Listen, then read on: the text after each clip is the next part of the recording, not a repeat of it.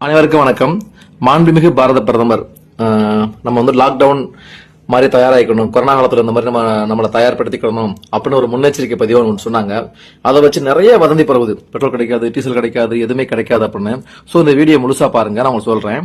இப்போ வந்துட்டு Iran, America, Israel அந்த போர் காரணமாக நமக்கு மட்டுமல்ல உலக நாடுகள் முழுவதும் தட்டுப்பாடு. ஏன்னா உலக நாட்டில் உள்ள நம்ம இந்தியாவுக்கு வர்ற மொத்த அந்த எண்ணெய்கள் வந்து ஹார்மோஸ் அந்த நீர் வழியா தான் வருது, ஈரான் கடற்படை வழியா தான் வருது. 90%, 10% தான் வேற இடத்துல இருந்து வருது. ஆனா 90% அந்த நீர்மலை வழியா தான் வருது, கடல் வழியா தான் வருது. சோ அதனால வந்துட்டு அது நிப்பாட்டுறதுனால நிறைய விஷயங்கள் நமக்கு தடைப்படுது. 3 கப்பல் இப்ப வந்துகிட்டு இருக்குது, அது வேற விஷயம். ஆனால் முழுசா வீடியோ கேளுங்க. மொத்த உலக நாட்டுல ஸ்ரீலங்கால லாக்டவுன், பங்களாதேஷ்ல lockdown, Bhutan, Pakistan, Philippines, Cambodia, Myanmar, Egypt, New Zealand, மொத்தம் இத்தனை நாடுகள்ல லாக்டவுன். எந்த மாதிரி லாக்டவுன் அப்படின்னா, இப்ப ஸ்ரீலங்கா வந்துட்டு டைம் டு டைம் தான், இந்த டைம் டு இந்த டைம் தான் வேலை நடக்கணும், அவ்வளவுதான்.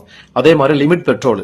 ஒரு பைக் நீ பெட்ரோல் போடுறியா, இல்ல போடும் 500 ரூபாய்க்கு பெட்ரோல் போடுங்க, 500 ரூபாய்க்கு போட மாட்டாங்க, 200 ரூபாய்க்கு போடுவாங்க. ஒரு காருக்கு 1000 ரூபாய், அந்த மாதிரி இவ்வளவுதான் பெட்ரோல் போடணும் அப்படின்னு ஒரு லிமிட். சோ அந்த மாதிரி லாக்டவுன்ல இலங்கையில இப்ப லாகு பண்ணிட்டாங்க. அதுக்கப்புறம் வந்து பங்களாதேஷ் என்னன்னா 8வது மார்ச் 8ல இருந்து இப்ப நம்ம இங்க என்ன நடக்குது, மார்ச் 25, 26 நடக்குது. மார்ச் 8ல அவங்க ஆன்லைன் கிளாஸ் ஸ்டார்ட் பண்ணிட்டாங்க. ஸ்கூல்லாம் கிடையாது, ஆன்லைன் கிளாஸ் மட்டும் தான் நடக்கும் அப்படின்னு சொல்லிட்டாங்க. அதே மாதிரி வந்துட்டு ஒரு 5 மணி நேரம் தான் வேலை, மொத்தமே வேலைகள் வந்து 5 மணி நேரம் தான் அப்படி பண்ணிட்டாங்க. அப்புறம் பாகிஸ்தான்ல எப்படி அப்படின்னா வாரத்துல 4 நாள் மட்டும்தான் வேலை, மற்றவங்க எல்லாம் வீட்டுல வந்து ஹோம் ஃப்ரம் ஒர்க் அந்த மாதிரி பண்ணணும் அப்படின்னு சொல்றாங்க. அதே மாதிரி ஒரு சின்ன விஷயங்கள் கேள்விப்பட்டேன். அரசாங்க வேலையில் உள்ளவங்க சம்பளத்துல 30% பிடிச்சிருக்காங்க. ஏன்னா பொருளாதார நெருக்கடி. அப்ப 30% வந்துட்டு பிடிச்சிருக்காங்க. ஏன் பொருளாதார நெருக்கடின்னு உங்களுக்கு தெரியும். 500, 1000 நிப்பாட்டாங்க. இந்தியன் மணியை எங்கேயும் யூஸ் பண்ண முடியாது, அவங்களால ஒன்றும் பண்ண முடியல இப்ப. ஏன்னா இந்தியா வச்சுதான் அவங்க வளர்ந்தாங்க, இந்தியாவோட பேக் கரன்சி வச்சு தான் அவங்க வளர்ந்தாங்க. சோ பாகிஸ்தான்ல நிப்பாட்டினால இப்ப அவங்க பிச்சை எடுக்கிற நிலைமைக்கு வந்துட்டாங்க. அதனால வந்துட்டு இப்ப அவங்க வந்துட்டு 30% வேலைக்கு சம்பளம் கிடையாது, அரசு வேலைக்கு, அந்த மாதிரி ஆயிப்போச்சு. அப்புறம் பிலிப்பைன்ஸும் அதேதான், 4 நாள் மட்டும் தான் அரசு வேலை, 4 நாட்கள் மட்டும்தான் அரசாங்க வேலை நடக்குது. அதே மாதிரி அங்க வந்துட்டு ஒரு எப்படி அப்படின்னா ஒவ்வொரு காருக்கும் பெட்ரோல். இப்ப 6 நம்ம அந்த ஆர்டிஓ ஆபீஸ்ல கொடுத்துருப்பாங்களே ரெஜிஸ்ட்ரேஷன் நம்பர், இப்ப TN67, TN84 என்னுடைய மாவட்டத்தோட இது. அப்ப முன்னாடி இந்த RS சீரியல் நம்பர் படி இப்ப இந்த 6 சீரியல் நம்பர் வந்து இன்னைக்கு ஒரு வாரத்துக்கு போட்டாங்கன்னா அடுத்த வாரம் இந்த சீரியல் நம்பர் தான் வெளியே வரணும் காரு. சோ அந்த சீரியல் நம்பர் வாய்ஸ் பெட்ரோல் போட்டு கொடுக்க ஆரம்பிச்சாங்க எங்க பிலிப்பைன்ஸ்ல. அப்புறம் மியான்மர்ல வந்துட்டு இப்ப பெட்ரோல் கிடைக்க ரொம்ப கஷ்டமாயி போச்சு. மியான்மர்ல பெட்ரோல் பங்கு வந்துட்டு இப்ப 5 பெட்ரோல் பங்கு இருக்குன்னா 3 தான் திறந்திருக்கும், 10 இருக்குன்னா 6, 4 அப்படி கொஞ்சம் பெட்ரோல் பங்கு எண்ணிக்கையை குறைச்சிட்டாங்க. ஏன்னா நிறைய பெட்ரோல் தட்டுப்பாடு மியான்மர்ல. அதுக்கப்புறம் எகிப்துல வந்து எப்படி அப்படின்னா ரெஸ்டாரண்ட், பெரிய பெரிய மால், தியேட்டர் அதெல்லாம் நிப்பாட்டிருக்காங்க.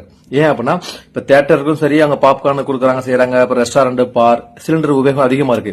அப்ப அந்த அன்றாட தேவையை வந்துட்டு அவங்க அந்த ஆடம்பர வாழ்க்கையை நிப்பாட்டிட்டாங்க எங்க மியான்மர்ல, எகிப்துல.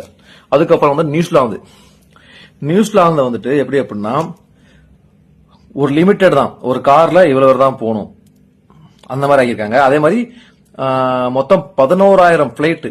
ஏன்னா பிளைட் வந்து அந்த விமானத்துக்கு எரிபொருள் தனி எரிபொருள் இருக்கும், அதுவும் தட்டுப்பாடு தான் இருக்கு. 11,000 விமானங்கள் ரத்து பண்ணிருக்காங்க நியூசிலாந்துல. இப்ப இந்த நாட்டெல்லாம் பார்க்கும்போது இந்தியாவுல இதுவரைக்கும் எந்த ஒரு லாக்டவுனும் கொடுக்க கிடையாது. 2 மாசத்து வரைக்கும் சிலிண்டர் தட்டுப்பாடு கிடையாது, பெட்ரோல் தட்டுப்பாடு கிடையாது. சொல்லுவீங்க ஐயோ ஹோட்டல்ல கிடைக்கலன்னு, ஹோட்டலுங்கிறது அத்தியாவசியம் கிடையாது, ஆடம்பரம் அத்தியாவசியம். உங்க வீட்டுக்கு வரும்ல, உங்க வீட்டுக்கு சிலிண்டர் வந்தே தீரும், அது எப்பயும் நிப்பாட்ட முடியாது. அது எப்படி அப்படின்னா கள்ள சந்தையில விக்கிறாங்க. ரொம்ப இந்தியாவில் பார்த்தீங்கன்னா கள்ள சந்தையில நிறைய சிலிண்டர் விக்கிறாங்க. சோ அந்த சிலிண்டர்கள் வந்து தடுக்கிறதுக்கு தான் சட்டம் போட்டுருக்காங்க, எஸ்மா சட்டத்துல வந்து அது 7 ஆண்டு சிறை தண்டனை கிடைக்கும். அப்ப நிறைய சிலிண்டர் வந்துட்டு அவங்க பதுக்கி வச்சிருக்காங்க. சோ அதை கண்டுபிடிக்கிறதுக்காண்டி நிறைய விஷயங்கள் நடந்து இருக்குது.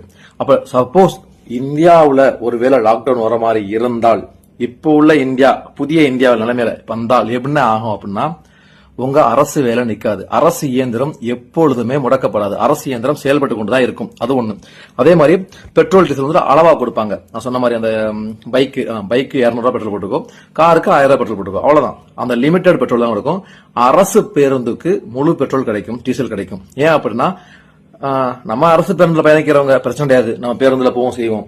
ஆடம்பர வாழ்க்கை வாழ்ந்து பயந்துருப்பாங்க, சில பேர் பயன்பெற்றிருப்பாங்க. அவங்களால வந்துட்டு இப்ப அரசு பேருந்துல பயணிக்க முடியலன்னா காலத்தின் கட்டாயம் பயணித்துதான் ஆகணும். அப்படிங்கும்போது அங்க அரசு பேருந்துகள் அதிகம், அரசு வாகனங்கள் அதிகம் இயங்கும், அரசு பேருந்துகள் அதிகம் இயங்கும், தனியார் வாகனங்கள் குறைக்கப்படும், தனியார் வாகனங்களுக்கான வந்துட்டு கட்டுப்பாடு விதிக்கப்படும். அப்படிதான் நடக்கும். சோ அது லாக்டவுனா இருக்காது. அதே மாதிரி வந்துட்டு ஸ்கூல்ல வந்து ஆஃப்லைன் வைக்கலாம்.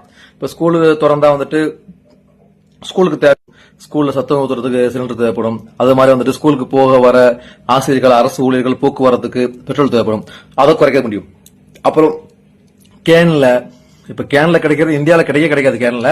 ஆனா இருந்தாலும் வாங்குறாங்க. கேன்லயோ ஒரு இந்த ட்ரம்மெல்லாம் திருப்பி ஆயிடுந்தாங்க. அந்த மாதிரி கொடுக்கும் அதை வந்து ரொம்ப நிப்பாட்டுவாங்க.